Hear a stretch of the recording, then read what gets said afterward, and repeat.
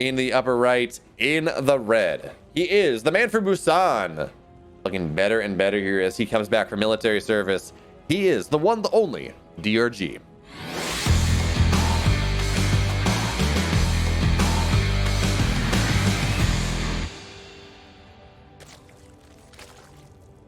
And in the bottom left, in the blue, can he make it? Once again, also returning rather recently from the military for the Afrika Freaks, Keen.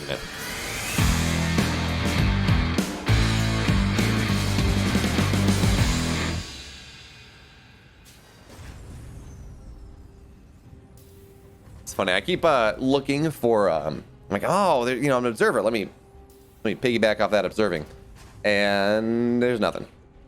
Nothing I can use and abuse to make my life a little bit easier. That's fine. That's dandy. We're just hanging out. We're talking about some StarCraft, and we are enjoying the fact that it's incredible that we are able to consistently go and get the GSL replays, cover them, and do all that. I mean, imagine, just imagine how big this would have been, like in the heights of StarCraft, like start of Heart of the Swarm, end of Wings of Liberty, if any organization had been able to say, hey, Freaker Freak, or hey, Golem TV at the time, can we cast these qualifiers? Right? We won't disseminate them. We won't do anything like that. Can we cover them? And if we, man, imagine the viewership that would have gotten. And now, of course, it's a little bit more blasé, a little bit less of a big, I mean, still a massive deal, but a little bit less of a big deal. And really, this is a really interesting spawning pool location. I mean, it doesn't really matter. We see pro players at a certain point, they're like, look, it doesn't really matter where my spawning pool sits, as long as a couple things are achieved. I don't want there to be a 1 Hellion wide gap between my spawning pool and any other structure. That means that Hellions, if they find their way out into the main base for some reason, well, things just start to die. B, well, I don't want it too exposed on the edge of my base, because then a drop kind of kills it off rather easily, but DRG, this is somewhat exposed, so I guess that even that axiom is not always true. I love this. Look at this. When was the last time we saw oh, the gas completes? That's a bit unfortunate. DRG not quite paying attention. Nice damage there from Keen just by having a SCV. He's like, yeah, I killed a drone. I killed a drone. I killed a 75 mineral drone is what I just did. What a hero SCV. It's such a great job. You should all give it a round of applause. Be proud of that hero SCV.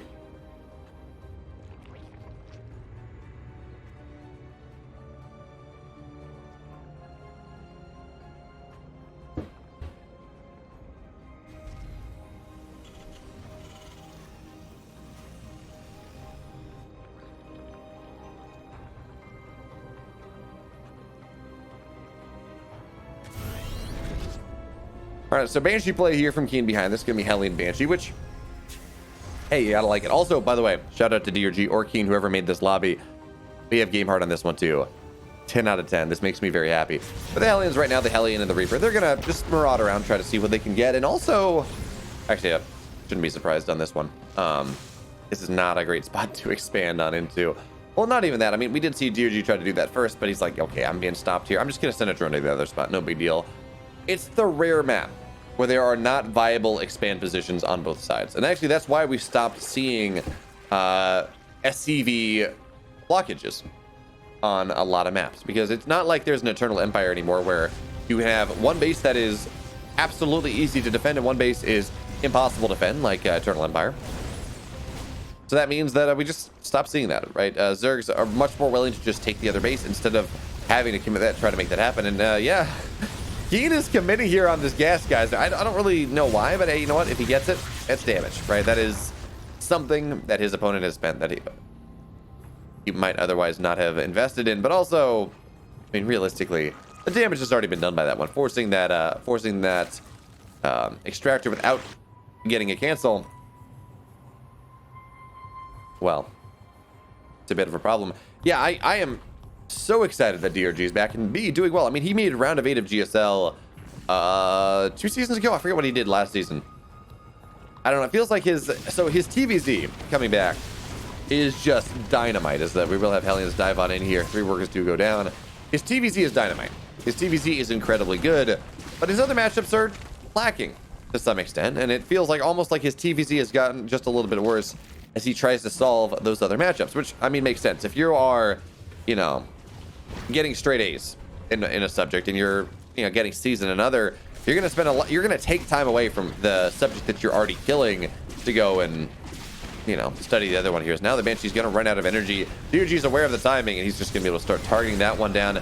Hellions looking to dive on in once again. There's not a lot of Zerglings here to defend this. One Hellion will die immediately, and DRG without a wall, he's going to start to lose some workers here.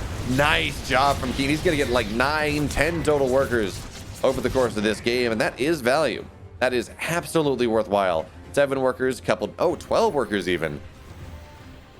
This means that DRG, well, he's not, his game's not over. Certainly not, but he's going to be on the back foot just a little bit. It's going to be a little bit harder for him to accomplish his goals of world domination and other things. Wait, is this Mac? I'm sorry. Yeah, we got, ladies and gentlemen, Keen is playing Mac. I've talked about this before about how the return of Gumiho seems to have reminded all of the Terran players that mech is a possibility. Especially these Terran players that I don't think of as mech players. Keen is not a mech player in my mind. He's a bio player. He's the man with the really cool sunglasses who has one of the greatest gifts of StarCraft history, where he wins the game and, you know, just claps his hand with his sunglasses. But no, he's going mech in this game.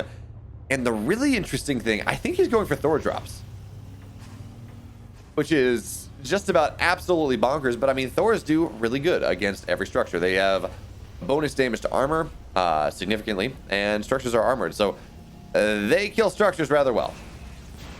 And are we gonna see the Hellion drops, or the Thor drops? Is that what we're gonna see here, folks? Dwarf the Thors. Let's go. There we go. Thor drops are underway with a bunch of Hellions as well. This feels like, I don't know, scene out of a movie, right? You got the Thors and the medevacs and the escort of Hellions looking to take them to their target. It feels like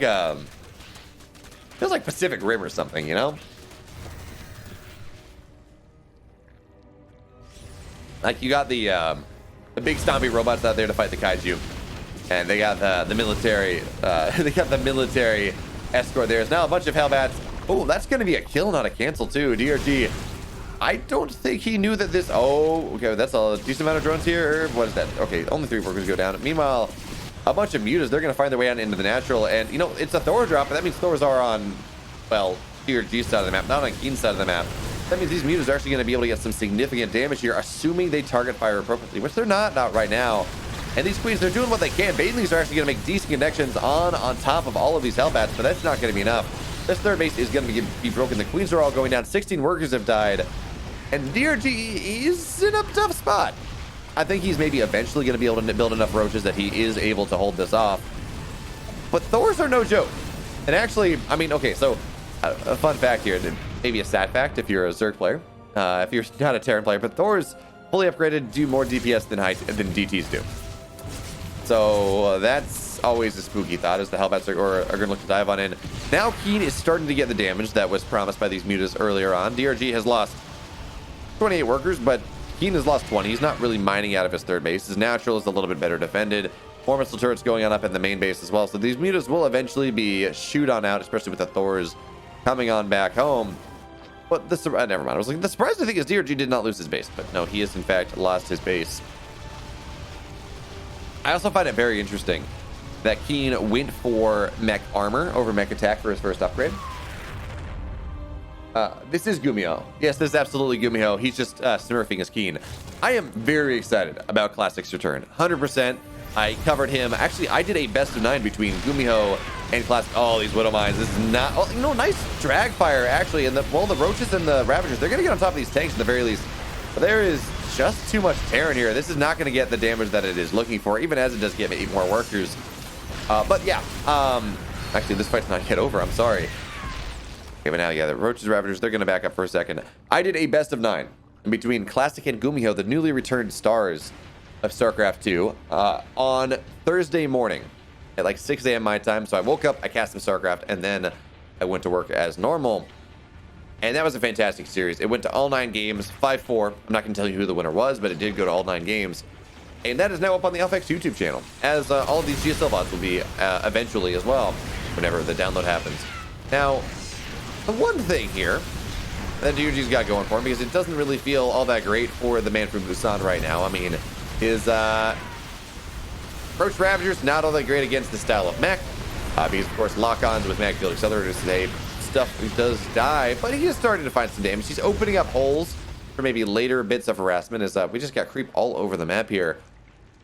But the big question is, what in the world does DRG go from here? He has taken punches. He has lost his 4th base. He lost a lot of workers. And yeah, he's done a good job of kind of curtailing the economy of his opponent as well. I really wish this Overlord was here. All right, so it was stopping the 3rd base from going on down. But anyway, are we just going to see pure Roach Ravager maxed out? I don't think so. We see a decent amount of empty supply and somewhat of a bank. As I say that, DRG really doesn't have that much of a bank. Yes, in gas, but not really in minerals. Are we going to see, say, Swarm Host tech? I feel like maybe the ship's already sailed on that one. The Terran is approaching 150 supply rather quickly, but okay, we'll be Swarm Hosts here. And I mean, notionally, Swarm Hosts are rather good before the Terran gets to 150 supply, but at that point, it just doesn't feel nearly as good. Their army is just good enough. That, especially with Hellbats, with Blue Flame, although we don't have Blue Flame here. It should be noted. Just Banshees on the way and Hyperflight Rotors, which, by the way, this is very much a Gumiho mech style. Where did I see him do this? Maybe an ESL Cup? But getting these Hyperflight Rotors, it's a very mobile style of mech. I mean, yeah, you got Battle Mech here, and that's already something. But adding on in Banshees that are faster than Muta as well, that makes life even more interesting. Now, DRG has done a decent job of reestablishing his economy. He's got his 4 bases pretty solidly set up. He's done 74 workers, is just about mining as efficiently as he can, because, you know, running out of minerals in the main and the natural. But his 5th base is rather slow, right? As the mech player, you do want to be up 1, or as the Zerg player, you do want to be up like 1 to 2 bases on your opponent. But now, yeah, I mean, these Roaches, the Ravagers, they're just not going to find their way on in. Not really, but hey, you know what? Maybe these Swarm Hosts are going to be able to find a little bit more value here. Thor is trying to do what they can. The splash will force the larva, or will force the Locust down rather quickly. One Thor is going to go down. Nice piles there. But these Locusts are just not finding the value they're looking for. The Banshees in the sky are making it even harder here. Now, Queens are doing a decent job of knocking them down. One Banshee dies immediately. But I like what Keen's doing here. He says, look, there are just about 45 seconds where these Swarm Hosts are not really able to do what they need to do. So that's my time to move out on creep, to kill off Queens, Roaches, Ravagers, whatever the case may be, and just force more damage until the Locusts are back on up again. Because, I mean, this is the majority here of DRG's army. It's 14 Swarm Hosts. That is all the damage in this army, realistically.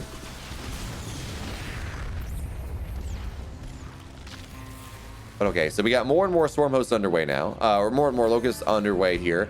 And, you know, the Widow Mine, it's actually not even going to trigger. That's a bit of fun. But okay, tanks are going to start to go on down here. And this is actually, yeah, DRG's starting to find a lot of damage. And I'm like, yeah, you know, it feels like the Keen is stabilizing. Well, he's at 100 supply. DRG is at 200. And it's just going to be GG just like that. In the upper left, in the blue, he is the Blue Terran player from the Afrika Freaks, the classy man, Keen.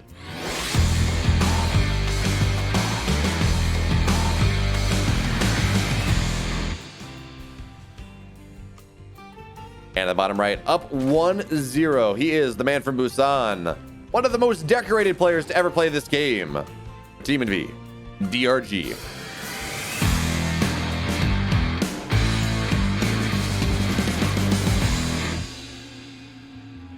Hello, random stranger with a Korean name, which unfortunately I don't know enough. I don't know enough. What is it, Hangul, to transliterate? But you're most welcome.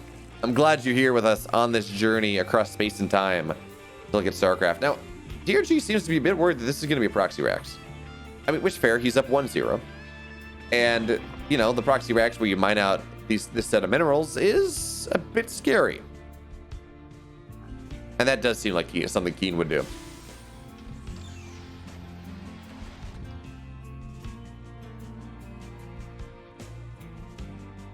Now, what I want to know, though, is why we have the Executor and the Executors in chat. Is this two people with the same login? Is this, are these siblings? Are these multiple people on the same clan? I don't know. It feels like very rare that we see, you know, two names that are all that close just talking right after each other in stream chat, not Twitch chat. Of course, this is a freak up, but you know, stream chat, fun stuff like that.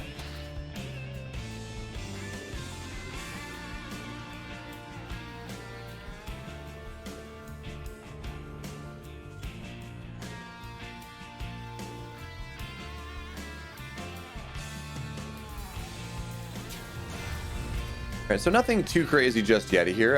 It was a Marine expand here from Keen, and there we go, Marine into Reactor, which does open up the path for some more stuff, maybe a little bit more aggressive options. This opens the path for, say, a Hellbat timing, because you just get your gas that much faster. You can get your starport, you get your armory, you can get your Hellions that much faster, all that fun stuff. This isn't going to be a lot of Rex, I don't think. That's not really a thing in this matchup.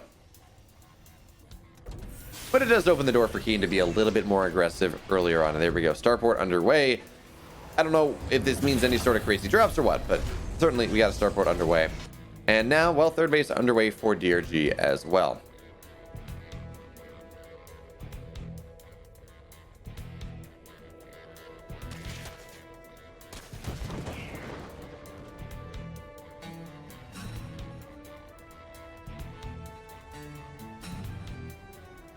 I'm sorry, this was a Reaper expand. I saw the Reaper not doing anything on the other side of the map. I'm like, oh, there's a Marine there.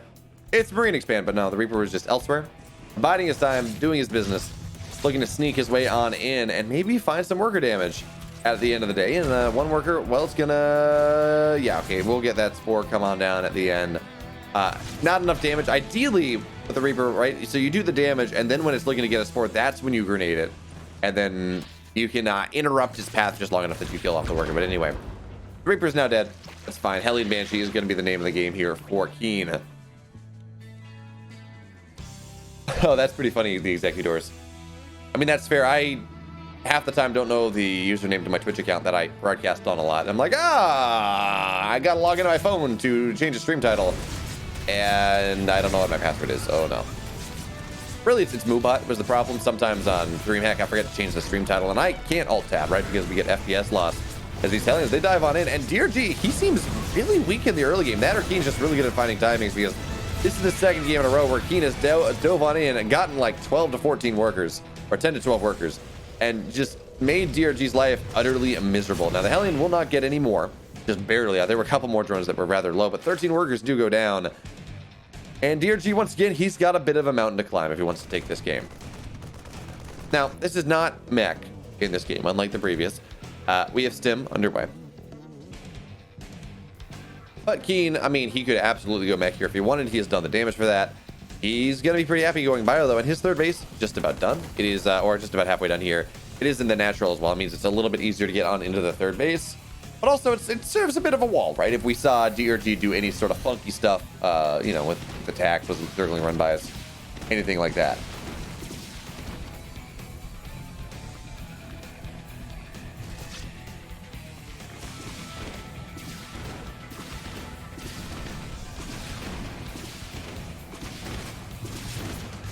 All right, so Banshee finding a decent amount of damage because we don't have a lair even started here for DRG. He's just committed to a lot of drones to make up for it. I mean, that is a way to play. You're like, yeah, I do not want to get a lair in this game all that quickly because I need as much mineral income as possible. I need to be mining almost no gas, and that will allow me to build up my worker count and get a little bit faster back in this game. It's a corner you can cut. It's now the Hellions are going to look to dive on in, but yeah, DRG's got the surround on this one with the Queens here. These Hellions will go down, and with it, Keen, he doesn't have much map control anymore. But again, Creep is not all that spread. He got 13 workers. He's killed a Queen. Not all that great. Not looking all that great here for the man from Busan. But, I mean, I said that game one. I'm like, wow. He got a lot of damage here. He got 12 workers. He has killed off a lot of Zerglings as well, so not like there's a lot of army left. All of this means that it's looking damn good for Keen in the game. And Keen went into mech, which is a style that is incredibly good at cementing your position in the game. If you're behind, it does a great job of making sure that you stay behind until you max out. If you're ahead, it does a great job of making sure that you stay ahead, just because of how kind of immobile and powerful all the units are. But DRG came back against mech. And he really did a good job of it. I'm really, until the last second, I'm like, this doesn't seem all that great. And then suddenly Keen's supply is gone.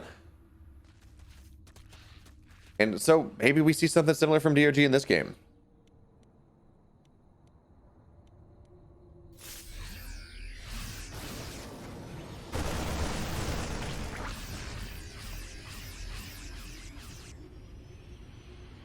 And it really just feels like DRG is trying to maybe be a little bit too greedy in this game. So we got a Baneling drop. Oh, you know what? Maybe this can find the damage that DRG is looking for. Baneling drop. Do we have Baneling, or do we have Overlord speed? We do. Okay. Now, the downside of Romanticide in general is this creep spread that DRG works so hard for to make sure it's on the other side of the mineral wall. Well, it's going to start to go down just a little bit.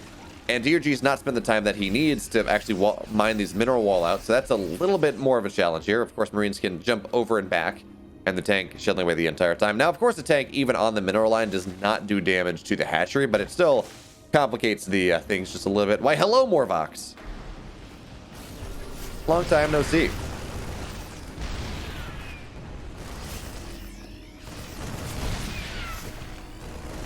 All right, so what do we got here? More queens. They're going to try to take this fight, but tanks fire strong. Tanks do a lot of DPS. These queens are going to go down. Now, okay, so it looks like Baneling speed is going to be the name of the game here that allows DRG to make this hold happen. One tank goes down, but I mean, there's another tank behind that. That was not cost efficient for DRG. Is this, or is this, never mind. This is from a replay. Observer Plus does not matter because we're going to hit the back button. We're going to go back 15 seconds. I will not make that mistake. I've done it before. Anyways, all this creep spread that DRG has worked hard for, there's no creep spread on this position. It gives Keen a really nice kind of in fortress pushing position in this game. So some position he can move on in through, just kind of set some Marines on this side, set some Marines on the other side, try to knock that third base down. But now with the mutas out here, with Baneling speed done, it's a little bit more difficult for DRG to take the fight. But look at, here's another thing we should be talking about. 2-2's underway. There's going to be a timing in this game where Keen is 4 upgrades up. Let me repeat that here. 4 upgrades up for DRG, for Keen in this game. And you want to talk about timings. I mean, these mutas, the world is on their shoulders if they want to take this game number 2. It's going to be a 4 upgrade lead. And granted, it's not going to be the biggest timing. You know, it's going to be about 20 seconds. But if Keen can hit with that, with tanks, with bio, with, again, 4 upgrades, how in the world? Like, it's 3-3 versus 2-2, 2-2 versus 1-1, 1-1 versus 0-0. These are already scary timings that the Terran has to inflict over the Zerg player when you're going a muted tech like this. 2-2 versus... I actually don't know how DRG is ever going to look to take that fight. I mean, eventually he will have 1-1 versus 2-2, and then he's going to be okay, kind of. And he's going to go into a quick hive behind this. We got Hydrogen on the way now that he is happy with this economy, now that he's happy with his gas income. But still, this is going to be a terrifyingly strong push. We already see Bio on the map. We're knocking down as much creep as possible. Oh, look at this, too. The Widowmine bait here. Now, Drilling Claw's just not done yet in 10 seconds. And honestly, I think maybe DRG may have jumped on that if the Drilling Claws had been done, because the Widowmines would have already been burrowed.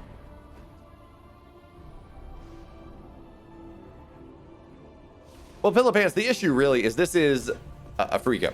The Western StarCraft audience does not really watch anything on Afrika TV. Again, it is a Korean platform. Even kind of going to the main website takes you to a Korean platform first and foremost. So it doesn't surprise me that viewership is not great. What we do know here is a bunch of people will watch it live, and I'll get to hang out with them. And then a lot more people are going to watch this once it goes onto YouTube. It's just kind of how that one normally works. Also, thank you, Pillow Pants. Thank you, Morvox. I'm doing what I can. My throat's starting to get a little tired. My everything is starting to get a little tired. You know, 7 hours. Like, we're on hour 9 or 10 of broadcasting, and I've worked a couple hours of work today. So that's fine. Anyway, nice Baneling connections here from DRG as he's going to run on in and knock down that Thor as well. And this was the timing. I mean, just right now we were sitting at 2-2 versus 0-0, but 1-1 did complete. And now, well, 2-2 is actually going to be done before 3-3 is, because Keen was just not right on top of it. And that means it's only ever going to be a 2 upgrade lead for the majority of this game. We have Hydras underway now. And by the way, I didn't really talk about this when it was happening because I was focusing on other things such as, you know, 4 upgrade lead. This is Muta's into lurkers. And I love this, right? This is DRG has forced Keen into a style that gets wrecked. It gets absolutely shredded by what he's going for. Widow Mines against lurkers and hydras, good luck. Thors against lurkers and hydras, good luck. Tanks, they do a little bit better, but we don't see tanks in production here, not really. As Banelings are going to roll on in here. That's a lot. That's a big army on the right-hand side. I think, yeah, DRG's going to run back with that. He can't really afford to commit everything into this. But Muta's here on the left-hand side. They're going to try to find some more value. I think at a certain point, the Mutas just kind of get thrown away.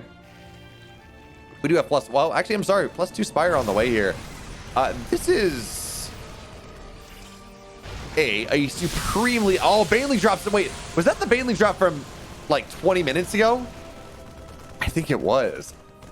I didn't see, yeah, DRG didn't move on in with it. That's really cool here. Now DRG's going to clean up the front as well, playing that game of, oh, look, you're distracted by my drop elsewhere, by my attack elsewhere. Let me find some value on your main army. This is something that Jaedong was incredible at back when he played StarCraft 2. In fact, there are some games, oh, who was it against? There was was it against Pult, I think, where he did it just such an extreme extent where he harassed everywhere. Pult's not paying attention, and then suddenly the entire army of Pult is dead because Jaedong runs into it. Now, that was maybe not the most cost-effective trade. I mean, the army is dead, but that was like 10 Banelings that attacked a Thor. And 48 Banelings have died this game. That is not great. That's expensive.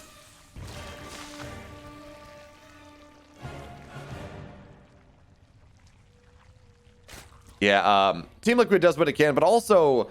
The unfortunate aspect here is, of course, we're trying to appeal to multiple time zones by doing it at 8 p.m. EDT. But the unfortunate reality also is DreamHack business has been going all day. There's viewer fatigue, right? People are like, I've been watching StarCraft all day. I gotta cook and clean and like have another life other than that. But now look at this. This is a fantastic engagement from DRG. He's got 2-2. The lurkers, they're not doing as much as they will eventually, but the Banelings are connecting on top of everything. The Thors are going down, which gives the Mutas a little bit more free range here.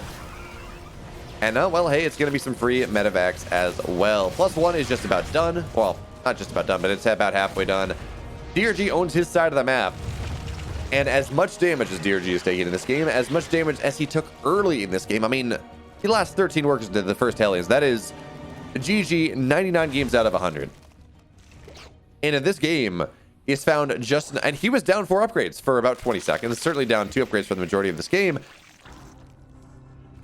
He has found the avenue to take the map, right? To put himself up onto 7 bases pretty quickly as soon as he takes these last 2, as soon as they're fully mining, to spread creep pretty well and start to give himself agency on the map here. This is a bunch of lurkers going to burrow on top of this wall, knock it all down, and that's going to be a bit of a problem here for Keen. He does have this big army on the left-hand side. He may be able to stem on in there and kill this base, but I mean, these lurkers, they're firing strong. The tanks are doing what they can, and they're knocking some of them down, but now we have Lings, Banes, Mutas, the whole kit and caboodle running on into the top of these tanks. These tanks are just going to go down just like that. 16 SCVs have died. The base is broken here for Keen, and yes, this base may eventually go down to this single drop, but the army of Keen has been forced all the way back home. And, oh, yeah, the third base is going to die on 2. The orbital was not lifted in time, so we saw all the damage from those lurkers really come to full effect. And this drop is not even going to knock the base down. Keen is really starting to struggle in a game that, honestly, he was in a wonderful position to take. I mean, he got 13, 14 workers.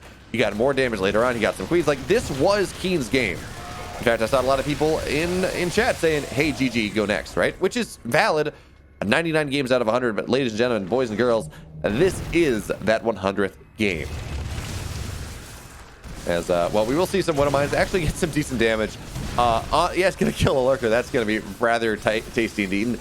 And with the lack of detection, I mean, these lurkers will not get that Widow Mine, but now we got a big push coming on in on the left-hand side here. This is a planetary. It's a little bit dicier to kill, but there are a lot of Banelings rolling on in, and look, they're going to get on top of the SCVs as well. Nice surround here, but from the Marines, or excuse me, from the Zerglings, does mean that the SCVs don't have free repair anyways.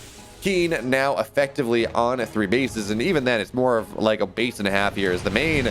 I'm sorry, yeah, the base is not even mining. The main is now on the 3rd base because, well, the 3rd base burnt down a long time ago. So 2.5 bases. All that separates Keen between survival in this game and having to try to qualify through the lower bracket. Honestly, Pillow Pants, saying the best part about working from home is this base will get sniped on in. Actually, no, I was going to say once again, but no, it survived the first time. The best part about working from home is I have 3 monitors, right? I got I got 2 monitors that I'm doing my work on that are connected to my work laptop, and then I got my big 27-inch monitor, and that has DreamHack on, or something like that. And most of the time it's muted because I'm getting work done, or I'm not watching it, but maybe I'm listening to the audio. But it means that I can stay up to date with what's happening in StarCraft. I mean, not as well. I've missed stuff, of course. I'm not watching as, following it as well as I would like to be really, 100% aware of the scene, but unfortunately, folks, this is not my full-time gig. Not yet, maybe not ever.